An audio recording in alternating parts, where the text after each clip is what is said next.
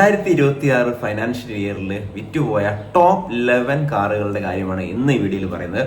11 പറയാനുള്ള ഒരു പ്രത്യേക കാരണമുണ്ട്. കാരണം 2025 ഫൈനാൻഷ്യൽ ഇയറിൽ ഏറ്റവും കൂടുതൽ പോയിട്ടുള്ള വാഗണർ ഇത്തവണ 11ാം സ്ഥാനത്താണ്. 2025 ടോട്ടലായിട്ട് നമ്മൾ നോക്കുമ്പോൾ വിറ്റുപോയ ഏറ്റവും കൂടുതൽ വാഹനം സുസുക്കി ഡിസൈർ തന്നെയാണ്. ഫൈനാൻഷ്യൽ ഇയർ നോക്കുമ്പോൾ അത് വാഗണറാണ്. എന്നാൽ ഈ 2026 ഫൈനാൻഷ്യൽ ഇയറിൽ നമ്മൾ നോക്കുകയാണെങ്കിൽ ഏറ്റവും കൂടുതൽ വിറ്റുപോയ വാഹനം ഏതാണെന്ന് നമുക്ക് നോക്കാം. 11ാം സ്ഥാനത്ത് വാഗണർ. നമുക്ക് 11 തൊട്ട് പുറകോട്ട് പോകാം. 11ാം സ്ഥാനത്ത് വാഗണറാണ്. ഏകദേശം 3.4% മാത്രമാണ് ഷെയർ വാഗണറിന് കൈവരിക്കാൻ കഴിഞ്ഞത്. എങ്കിൽ കൂടിയും കുഴപ്പമില്ല. 10 സ്ഥാനത്തിൽ മാരുതി എത്ര എണ്ണം വന്ന് നമുക്ക് നോക്കാം. 10ാം സ്ഥാനത്ത് മാരുതി സുസുക്കി ആൾട്ടോയാണ്. 86,371 വാഹനം, അതായത് 3.5% മാർക്കറ്റ് ഷെയർ ആണ് ഈ ഓൾട്ടോ.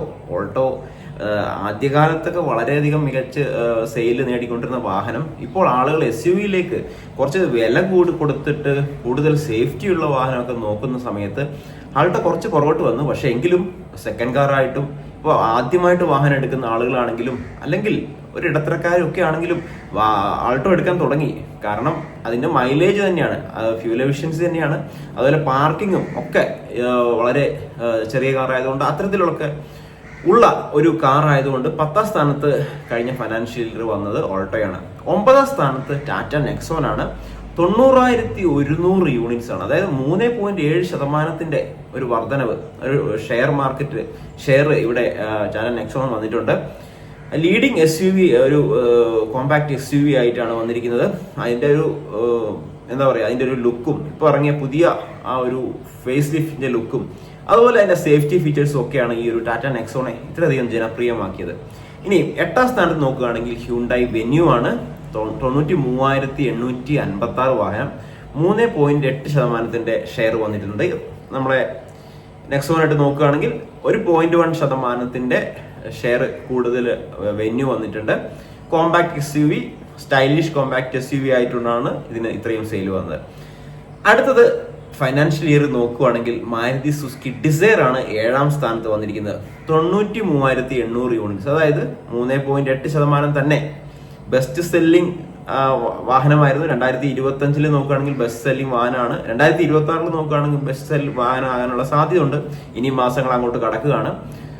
സോ നമുക്ക് ഇതിന് 93,800 യൂണിറ്റ്സ്. ഒരുപാട് ടാക്സി വാഹനങ്ങൾ ഇറങ്ങുന്നുണ്ട് ഡിസൈറിൻ്റെതായിട്ട്.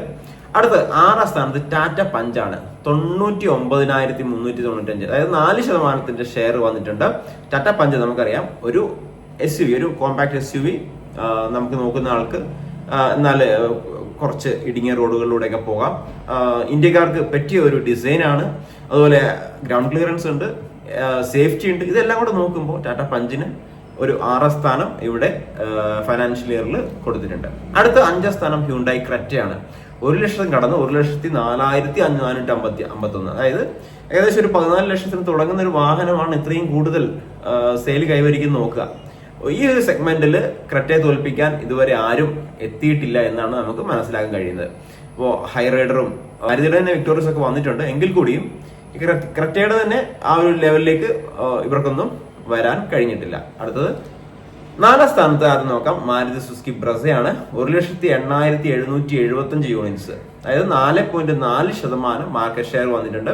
Popular powerful sub 4 metre SUV, ഒരു ഓൾറൗണ്ടർ ഏതാന്ന് നോക്കുകയാണെങ്കിൽ ഇപ്പോഴും ആളുകൾ എത്തുന്നത് ബ്രസയിലേക്കാണ്. അതുകൊണ്ട് തന്നെയാണ് 4ാം സ്ഥാനത്ത് ബ്രസ വന്നിരിക്കുന്നത്. അടുത്തത് മാരുതി സുസുക്കി ഫ്രോങ്സ് ആണ്. 1,17,558 യൂണിറ്റ്സ് ആണ്. 4.8% മാർക്കറ്റ് ഷെയർ വന്നിട്ടുണ്ട്.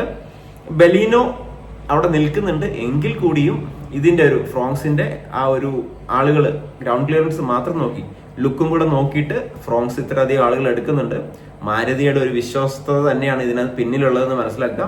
അടുത്ത 2ാം സ്ഥാനം ഏതാ നിങ്ങൾ നോക്കുക, ബലീനോ ആണ്. Maruti Suzuki Baleno 1,49,332 units, 6.1 share ഇവിടെ വന്നിട്ടുണ്ട്.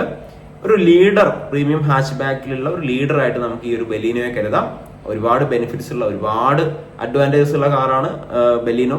അതുപോലെ ബലീനോ ഫ്രോങ്സും ഏകദേശം സെയിം തന്നെയാണ്, നമുക്കറിയാം. പക്ഷെ ഫ്രോങ്സ് നോക്കുകയാണെങ്കിൽ കുറച്ചും കൂടെ ലുക്ക് എനിക്ക് ഇഷ്ടപ്പെട്ടത് ഫ്രോങ്സിന്റെ തന്നെയാണ്. സ്പേസ്, ബാക്ക് സീറ്റ് കംഫർട്ട് ഒക്കെ നോക്കുകയാണെങ്കിൽ ബലീനോ തന്നെയാണ്. നെക്സ്റ്റ് നമുക്ക് ഒന്നാം സ്ഥാനം 2026 ഫൈനാൻഷ്യലിൽ ഒന്നാം സ്ഥാനം ആർക്കാണ് മനസ്സിലായോ? സ്വിഫ്റ്റ് ആണ്. മാരുതി സുസുക്കി സ്വിഫ്റ്റ് ആണ്. 1,54,993 യൂണിറ്റ്സ്, 6.3%. അതായത് ഒരു ഹാച്ച് ബാക്ക്. പണ്ടൊക്കെ ഇത്രയും ഡൊമിനൻസ് ഉള്ള കാറായിരുന്നു. കുറെ നാളുകൾക്ക് ശേഷം വീണ്ടും തിരിച്ചു വന്നിരിക്കുകയാണ്. ഡൊമിനൻസ് ഹാച്ച് ബാക്ക് സ്വിഫ്റ്റ് തന്നെയാണ്. ആ ഒരു ലുക്ക് ആൻഡ് വർക്ക്, അതായത് ഇപ്പം 3 സിലിണ്ടർ ആക്കിയിട്ടുണ്ട്. പണ്ടത്തെ കാറിന്റെ അത്രയും മികച്ച ഒരു പെർഫോമൻസ് ഉണ്ടോ എന്ന് ചോദിച്ചാൽ ഇല്ല. പക്ഷെ ഇവിടെ കൂടിയത് മൈലേജ് ആണ്. ഇന്ത്യക്കാർക്ക് വേണ്ടതാണ് മൈലേജ് ആണ്. അതുപോലെ ലുക്കും ഉണ്ട്. വലിയ കുഴപ്പമില്ലാത്ത ലുക്കും ഉള്ളതുകൊണ്ടാണ് മാരുതി സ്വിഫ്റ്റിന് ഒന്നാം സ്ഥാനം കിട്ടിയത്. സോ ഈ വീഡിയോ ഇത്രയേ ഉള്ളൂ. നിങ്ങൾ തീർച്ചയായിട്ടും നമ്മുടെ ഒരു ചാനൽ ഒന്ന് സബ്സ്ക്രൈബ് ചെയ്യുക, ബെല്ലൈക്കൺ കൂടെ എനേബിൾ ചെയ്ത് വെക്കുക, കഴിയുമെങ്കിൽ ഒന്ന് ഹൈപ്പ് ചെയ്യുക. Thank you for watching. All the best.